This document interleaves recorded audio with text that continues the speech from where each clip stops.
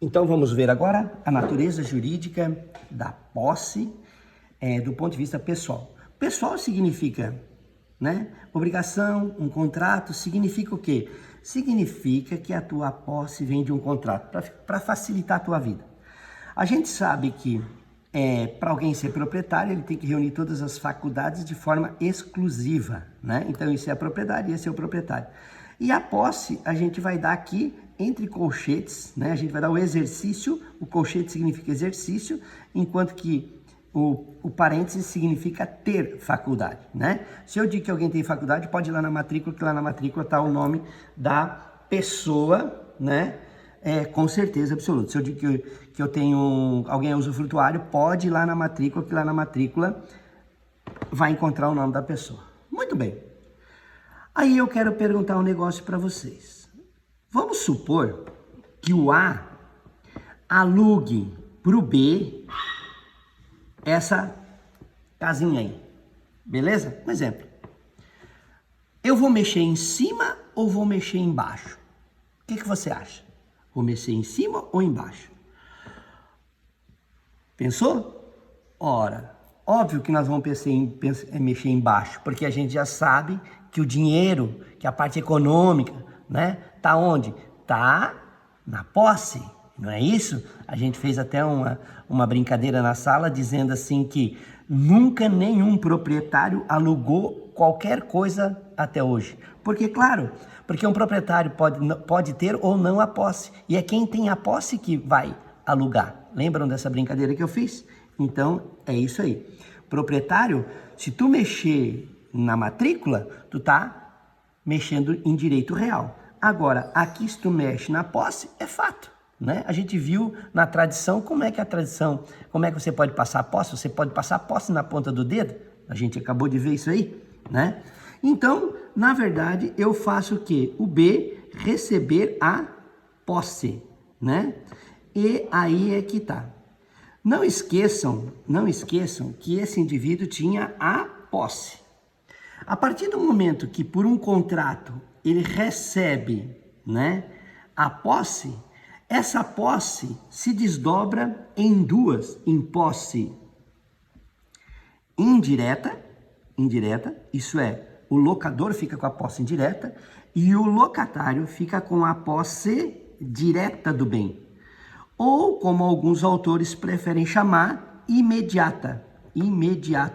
Se essa é imediata, essa daqui é a mediata. Ok. Então, cabe uma pergunta agora para vocês. Eu estou na posse direta dessa caneta, sim ou não? Pense rápido. Eu estou na posse direta dessa caneta, sim ou não? Se tu respondeu que eu estou na posse direta dessa caneta, significa o quê? Significa que alguém está na posse indireta. A gente acabou de ler no artigo 1197 que a posse direta não anula a indireta. Então, assim, ó, é um dos erros clássicos na posse, é você falar posse direta. Ah, o cara está na posse direta. Pense, se alguém está na posse direta, alguém está na indireta. Não existe posse direta sem indireta, não existe posse indireta sem direta. Esse é um erro clássico, gente. Não cometa esse erro, ok? Bom, vocês lembram quais são os efeitos da posse, né? Os efeitos da posse são benfeitorias, frutos, interditos, possessórios, uso capião, autotutela e assim por diante. Então, se eu, por exemplo, perguntar para ti assim, o locador quer botar um ar-condicionado, ok? E aí o locatário quer botar um ar-condicionado e o locador disse que não.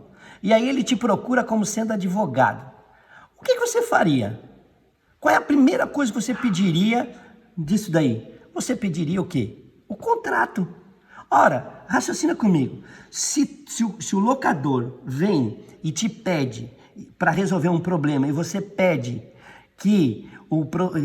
o contrato, significa o quê? Significa que a posse do locatário veio de um contrato.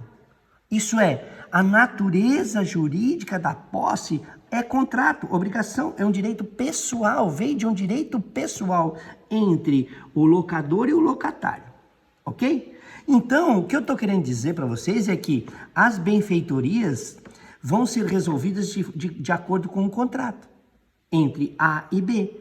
E se não tem contrato? Vamos para o Código Civil. O Código Civil é subsidiário a essa questão, né?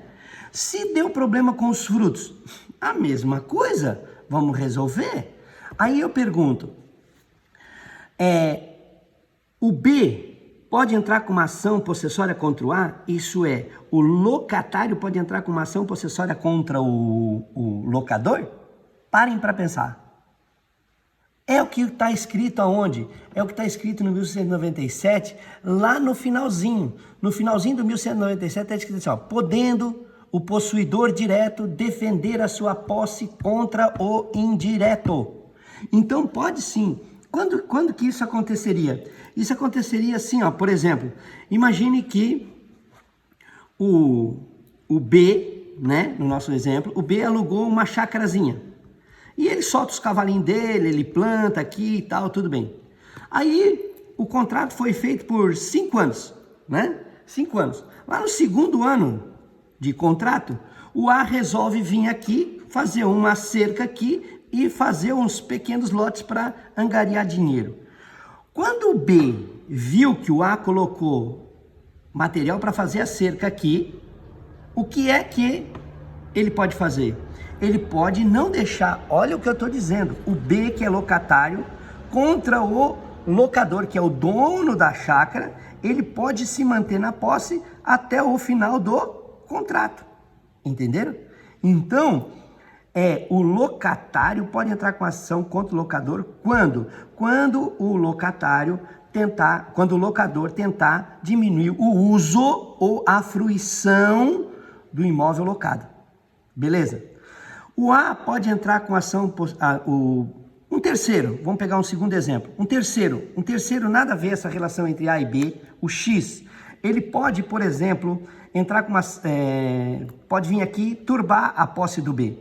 A minha pergunta é se o B pode entrar com ação possessória contra o B, contra o X. Se o B pode entrar com ação possessória contra o X e se o A pode entrar com ação possessória contra o X.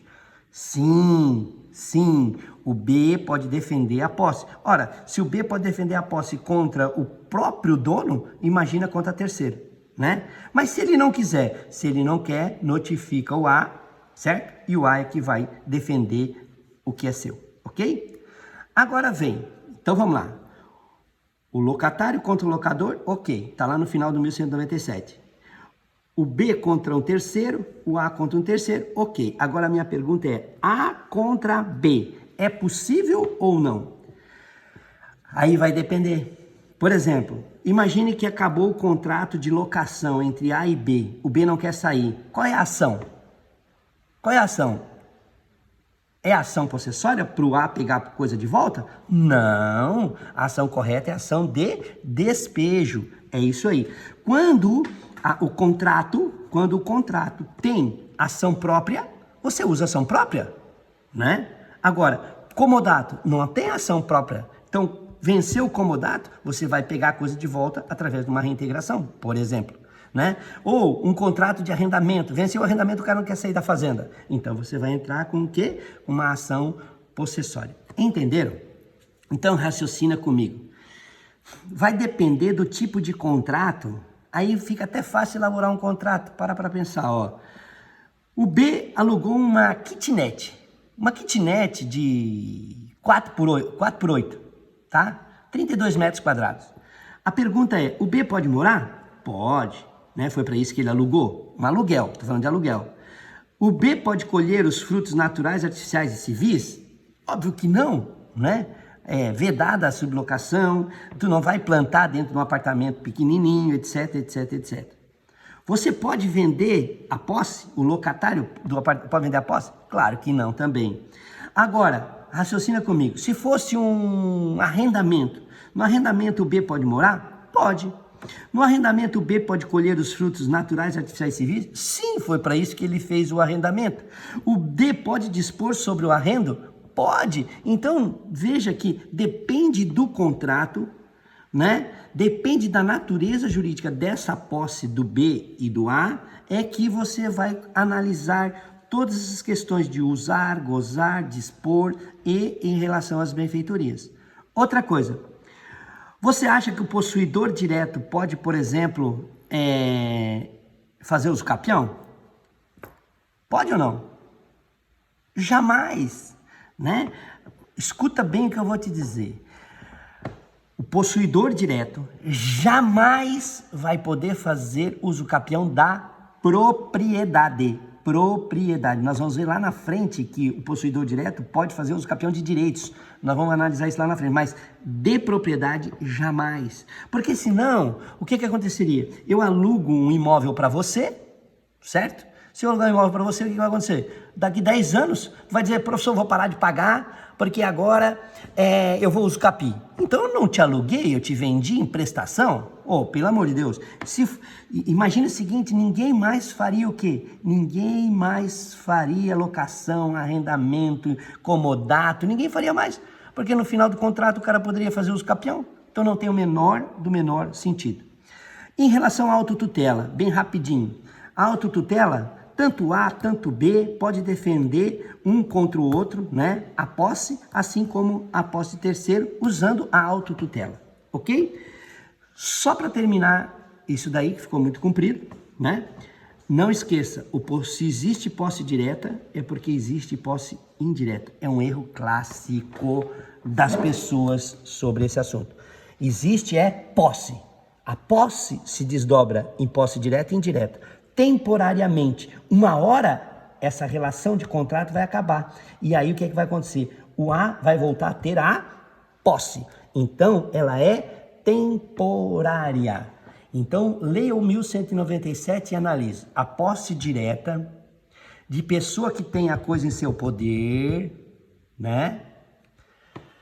Temporariamente, porque um contrato vai acabar, uma hora vai acabar, em virtude de direito pessoal, que é o contrato, a obrigação, certo?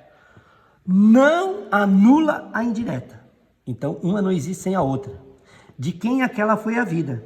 Isso é, o possuidor direto veio a indireta. A posse direta veio do possuidor de indireto. Podendo o possuidor direto defender a posse contra o indireto. Ok? Fechou então, pessoal?